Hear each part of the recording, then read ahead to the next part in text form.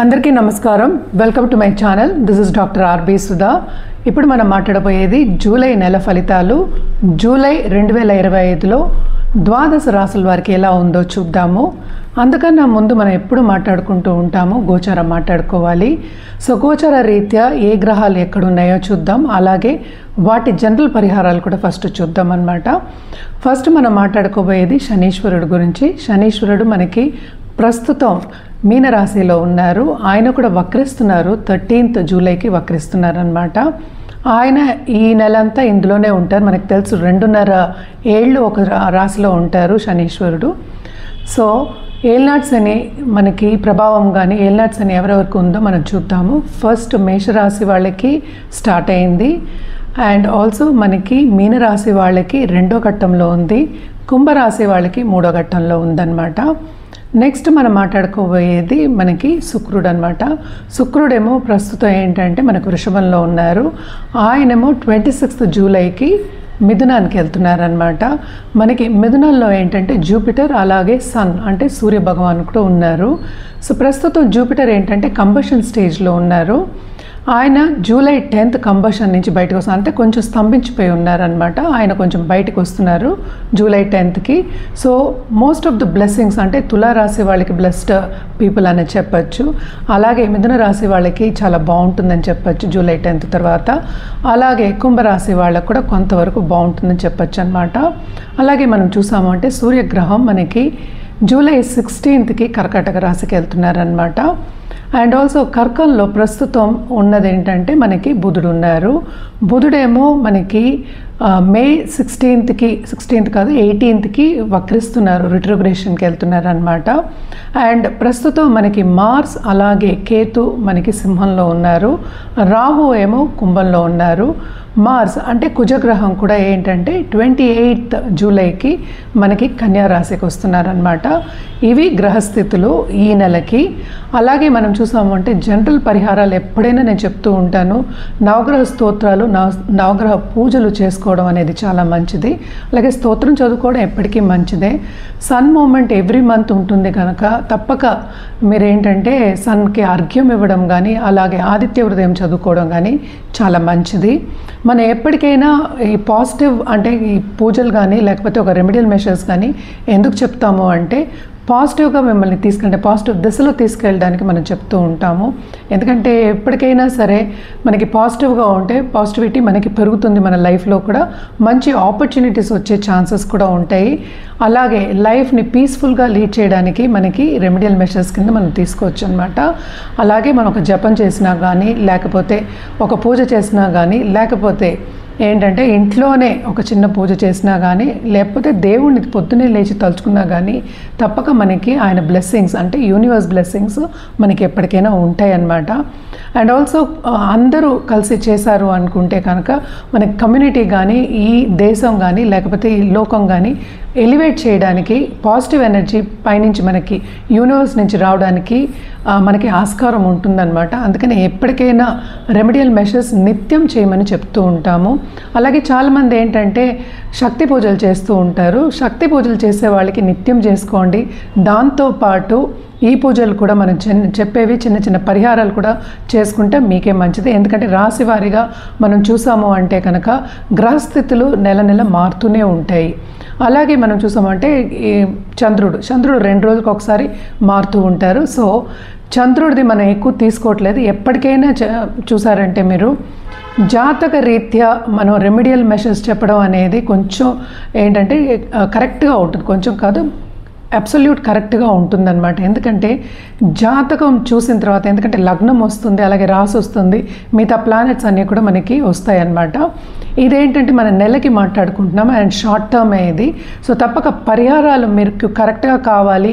అలాగే ఏంటంటే మీ లైఫ్లో ఇంకా పాజిటివిటీ పెరగాలి, మంచి కార్యక్రమాలు అంటే ఏంటంటే మీ లైఫ్ అంతా హ్యాపీగా ఉండాలి అన్నప్పుడు జాతకం చూపించుకుని పరిహారాలు చేయడం అనేది వెరీ వెరీ ఇంపార్టెంట్ అన్నమాట. ఎందుకు ఇంపార్టెంట్ అని కూడా నేను ఇందాక వివరించున్నాను.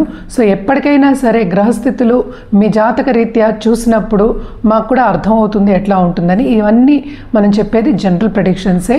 సో జనరల్ ప్రెడిక్షన్స్ చెప్పినప్పుడు ఏంటంటే మిశ్రమం అవుతుంది. మిశ్రమం అంటే మనకి బ్యాలెన్స్ అవుతుంది. కొన్ని కరెక్ట్గా ఉంటాయి, కొన్ని కరెక్ట్గా ఉండదు. ఎందుకంటే రాశి పట్టి చాలామంది ఈ రాశిలో పుట్టిన వాళ్ళు ఉంటారు. నక్షత్రాలు కూడా ఒక్కొక్క రాశికి 2.5 ఉంటాయి అన్నమాట. అంటే ఏంటి 9 పాదాలు అనుకుందాము. సో తప్పక 27 నక్షత్రాలు ఉన్నాయి. సో ఒక్కొక్క రాశి వారిగానే మనం మాట్లాడుకుంటున్నాం కనుక తప్పక జాతక రీత్యా పరిహారాలు చేయడం కానీ సొల్యూషన్ తీసుకోవడం కానీ చాలా మంచిది. సో తప్పక జాతకం మీరు పరిశీలించుకోవాలి అంటే కనుక కింద స్క్రోల్ అయ్యే నంబర్కి అలా ఈమెయిల్ ఐడికి సంప్రదించవచ్చు. మా అన్ని వివరాలు చెప్పడం అనేది జరుగుతుంది. అలాగే అపాయింట్మెంట్ ఎప్పుడు తీసుకోవచ్చు, ఎంతసేపు ఉంటుంది, ఏం చేయాలి, ఏం రెమెడియల్ మెషర్స్ చేయాలి, ఎలా చేయాలి, మీకు తెలియకపోతే పూజారులు కూడా ఉన్నారు మన దగ్గర, ఏం పూజలు చేయాలి వాళ్ళ చేత చేయించుకోవచ్చు. అలాగే ఏ జాతి రత్నం వేసుకోవాలి అని చెప్పడం కూడా జరుగుతుందన్నమాట. ఎప్పటికైనా సరే ఒక జపం చేయడం కానీ, జపం అంటే ఏంటి, కంటిన్యూస్గా మనం దేవుణ్ణి తలుచుకోవడమే ఒక జపం అనుకుందాము. సో జపం చేసిన వాళ్ళకి కానీ లేకపోతే శాక్త పూజలు చేసిన వాళ్ళకి కానీ తప్పక ఏంటంటే life to a certain extent ఏంటంటే పాజిటివ్గా ఉంటుంది. వాళ్ళకి ఏదైనా వచ్చినా కూడా, కష్టం వచ్చినా కూడా వాళ్ళ ఏంటంటే మనస్తత్వం అనేది, మెంటల్ యాప్టిట్యూడ్ అనేది, మెంటల్ స్ట్రెంగ్త్ అనేది ఎక్కువ ఉంటుంది కనుక ఈజీగా వాళ్ళకి లైఫ్ అనేది సాగుతూ ఉంటుంది. తప్పక హ్యాపీనెస్ కూడా వాళ్ళకి చేకూరుతుంది అనమాట. ఇవన్నీ మనం చేసుకోవచ్చు. ఏమేమి చేయాలి ద్వాదశ రాశి వారికి జూలైలో రెమెడియల్ మెషర్స్ అండ్ ఆల్సో ఏంటంటే ఎలా ఉన్నాయి ఈ రాశుల వారికి అనేది చూద్దాం. మనం ఇప్పుడు మాట్లాడుకోబోయేది ధనురాశి వాళ్ళ గురించి. ధనురాశి వాళ్ళు చాలా అదృష్టవంతులనే చెప్పాలి. ఎందుకంటే ఈ రాశికి అధిపతి జూపిటర్ ఈ రాశిని చూస్తున్నారు, అందులో 7th ఉన్నారు.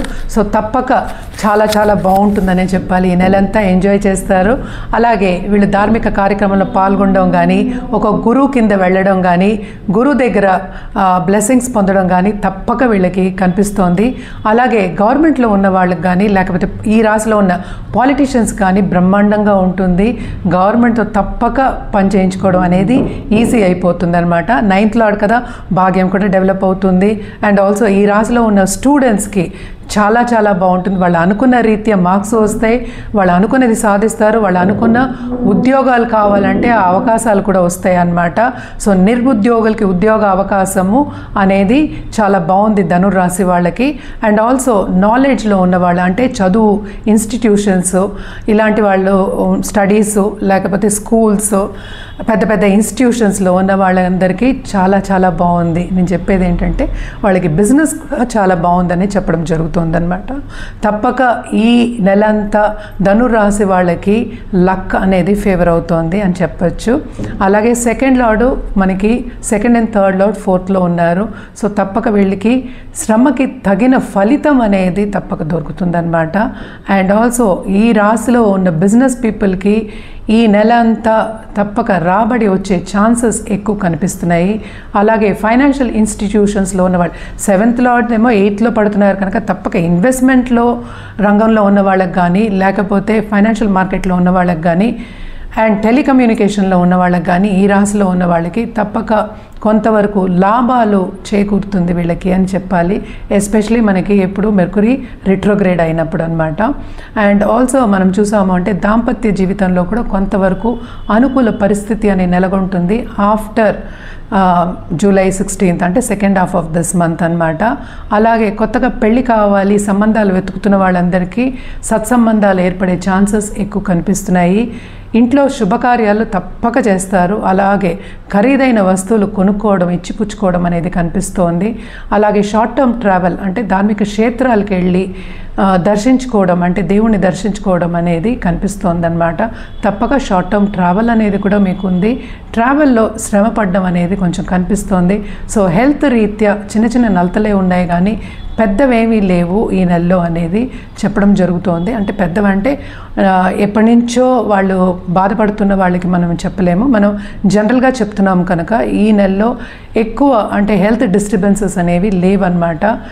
ఈ నెలంతా వీళ్ళు తప్పక ఎంజాయ్ చేస్తారు, బాగుంటుంది వీళ్ళందరికీ. అండ్ ఆల్సో హ్యాపీగా గడిసే ఒక మంత్ కింద మనం చెప్పుకోవచ్చు అన్నమాట.